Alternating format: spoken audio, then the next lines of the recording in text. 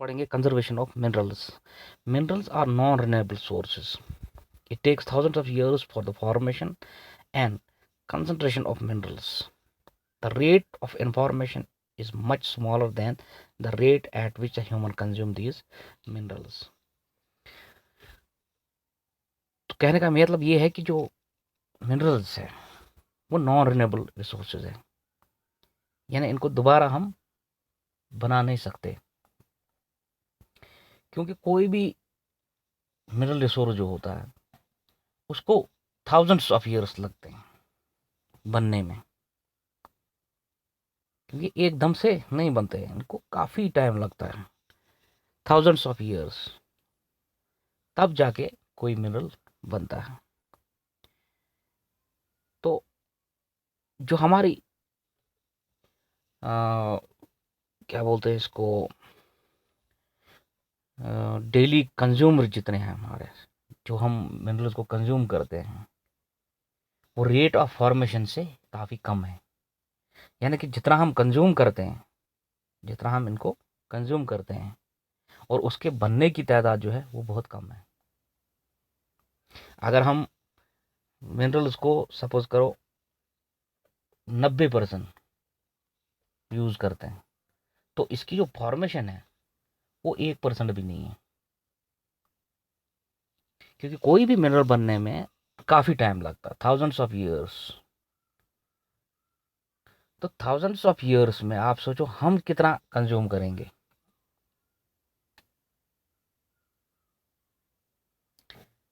तो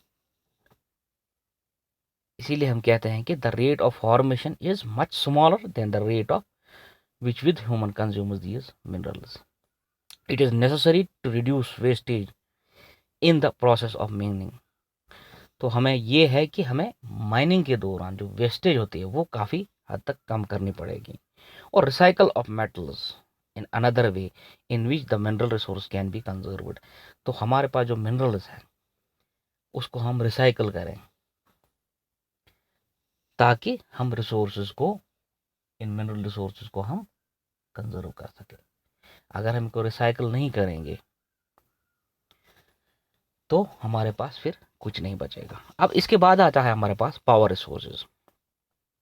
तो Sunny's mother जो है begins her day by switching on the geyser.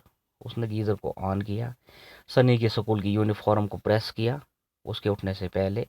उसके बाद वो किचन में चली गई और उसने ऑरेंज जूस बनाया अपने ब्लेंडर में।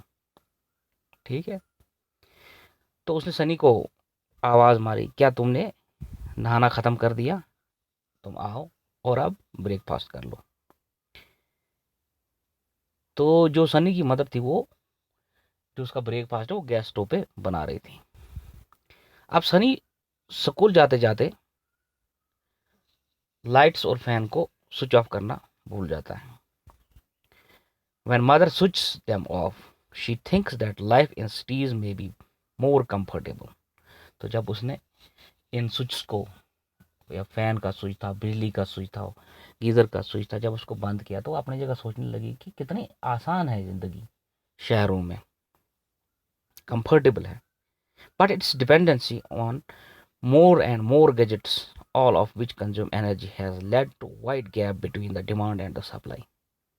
लेकिन हमारे पास जितने भी गैजेट्स हैं जो हम यूज़ करते हैं, उन्होंने एक गैप पैदा की है डिमांड और सप्लाई में, कि हमारी डिमांड ज़्यादा है और सप्लाई कम है।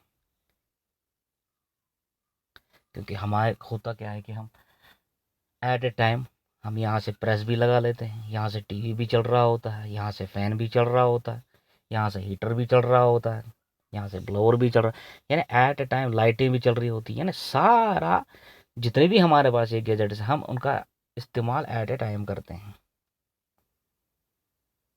तो ये सारे जितने हैं ये डिमांड्स हैं हम, और जो सप्लाई है वो पावर की है, वो तो एक ही है। यानी कितनी गैप पैदा कर दी है इसने सप्लाई और डिमांड की, यानी हमारी डिमांड ज़्यादा है और सप्लाई कम है। तो with advantage of science and technology life style has changes very fast. जितनी जितनी टेक्नोलॉजी बढ़ती है उतना उतना हमारा लाइफ स्टाइल चेंज होता जा रहा है। क्योंकि जब इलेक्ट्रिक प्रेस नहीं थी तब हम कोयले की प्रेस इस्तेमाल करते थे, जिसको पहले कोयला लाओ, कोयले को जलाओ, जब वो गर्म होगी तब फिर प्रेस होती थी।